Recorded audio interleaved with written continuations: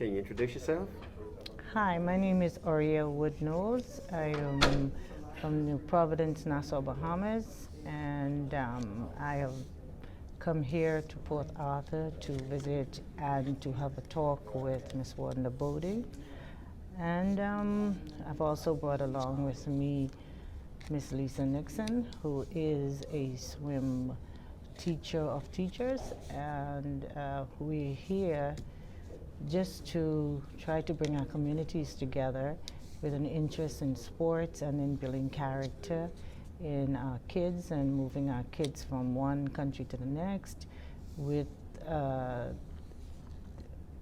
the desire to provide opportunities and expose our children to children around the world, especially here in the U.S. where they normally come to visit, and eventually move into the Caribbean to deal with some of our neighboring brothers and sisters there. Okay. How long have you been associated with basketball? Basketball was one of my first sport. When I was about 4 years old, my father would buy a new basketball every Christmas with a rim.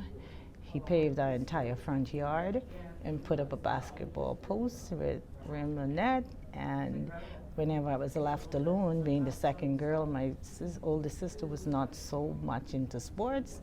So I would just get the ball and just dribble and shoot around and just challenge myself. And so basketball became our first sport because I didn't need anyone else with me to learn the sport. I just did what I had to do.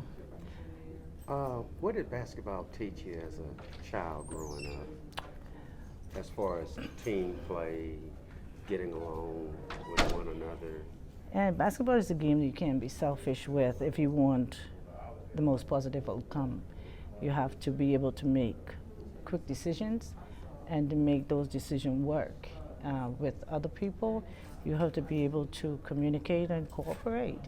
And with that in mind, sharing this ball is very, very important. This is like how we share our lives with people. We have to know our role on this team, and such as in life, people have to know their role and what suit them best. If you are a shooting guard and you operate in that scheme, you can't be up under the basket trying to be a center. So give way to those people whose talent fit the role. And it takes all of us. It will take all of those positions to make a team work. And then your dreams and your outcomes will be so much more positive. What advice would you give young girls, young men that's pursuing a basketball career? Work hard. Listen to your coach. Be willing to do those things like get up early, put in your extra running, prepare yourself before coach comes so that by the time he comes, you would have known all that you need to know and have done all you need to do.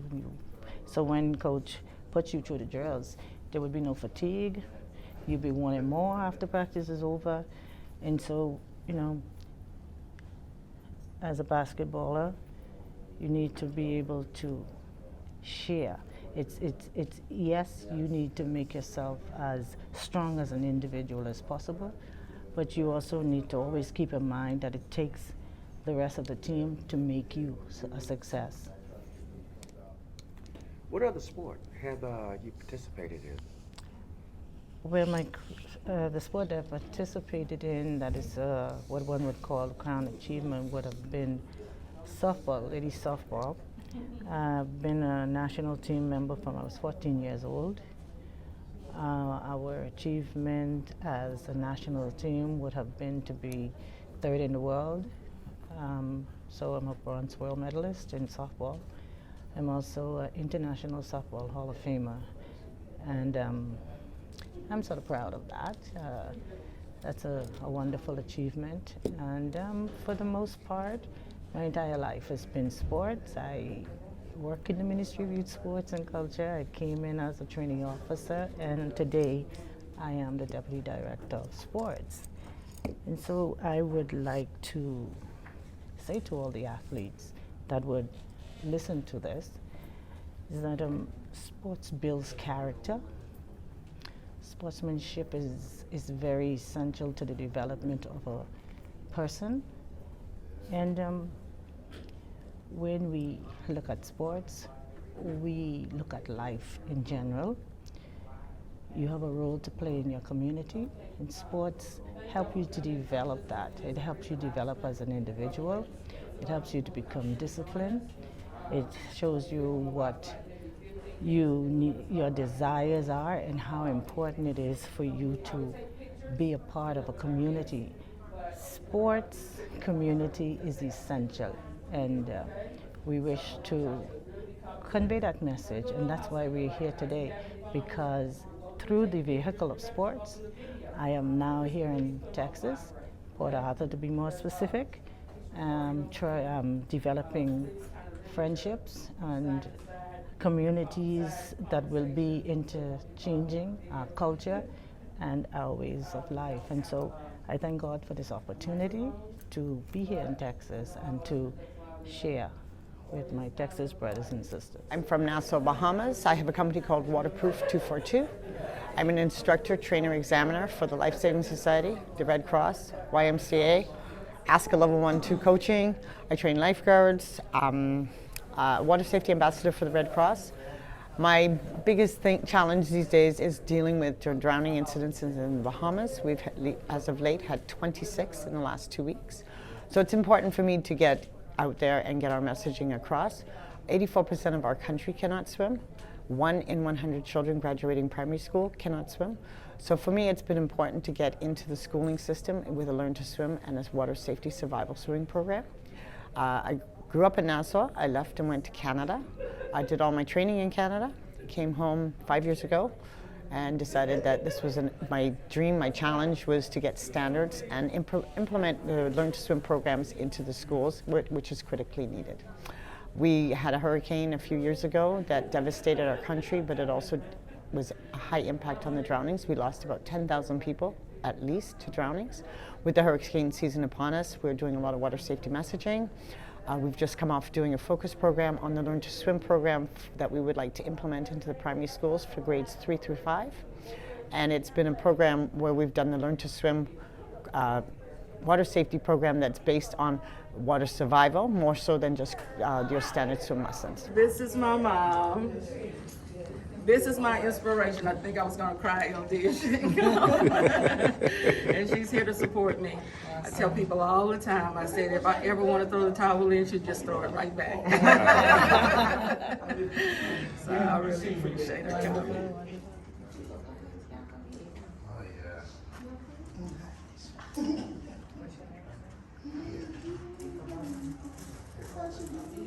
That's going to be recorded.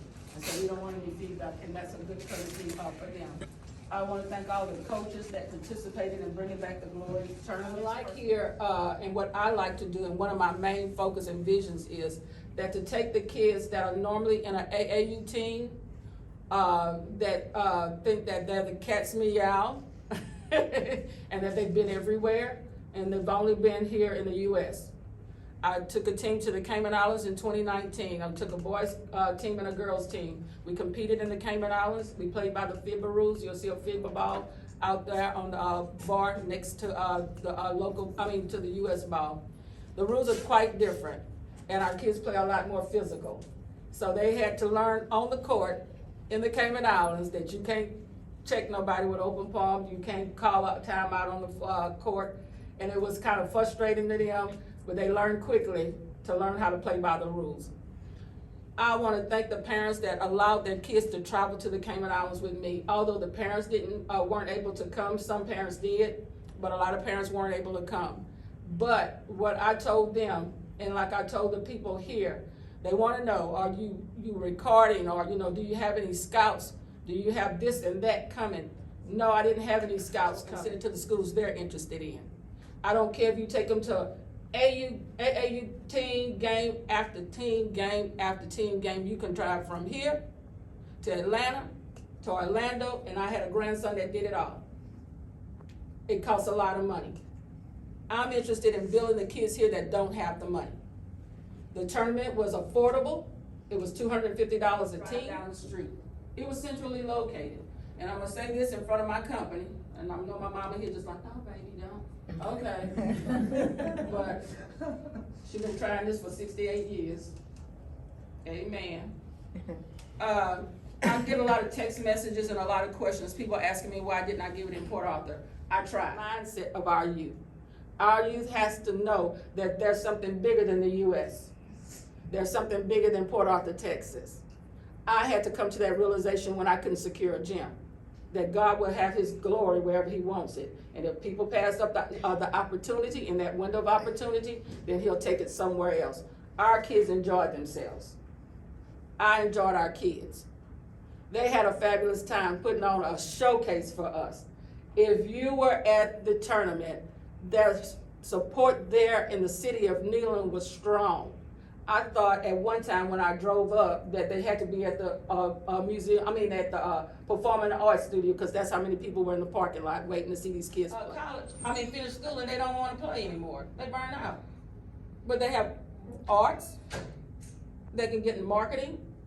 It's a whole big gamut. And what we want to do with this initiative is get the whole person, male and female.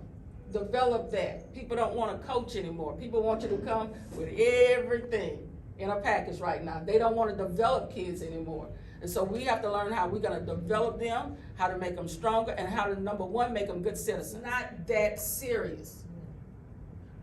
I don't want any of my tournaments turning into some crazy stuff like that. They had some crazy officiating, and I told the parents, I told the kids. I know. Coach Satcher's there, and one time the man was making back house, what I told him, I said, stop, I want you off the court.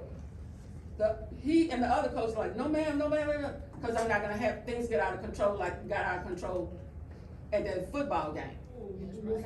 As long as they don't get in the pool, we tired. We won, but man, we should have blew him out. Yeah, y'all should have, they like the blood, because guess what? It was a setup. You're in a hotel with a swimming pool, and you can walk, 3 feet, and you're in the sea. So, baby, they was from the pool to the sea. Pool. Hey, I ain't never seen this clear water. Oh, look, white sand. Look, oh, baby. Then the girls' teams was there. They coaxing them. Like, boy, get your mind right. I'm not going to put up with it. This is what God put me, and how he wants me to do it, and this is how I'm going to do it.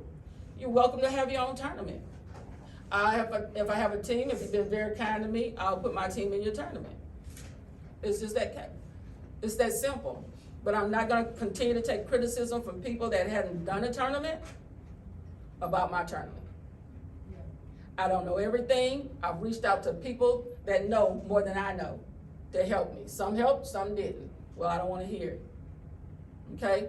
I want y'all to help me support these kids, move this vision forward. I want to see these kids play globally.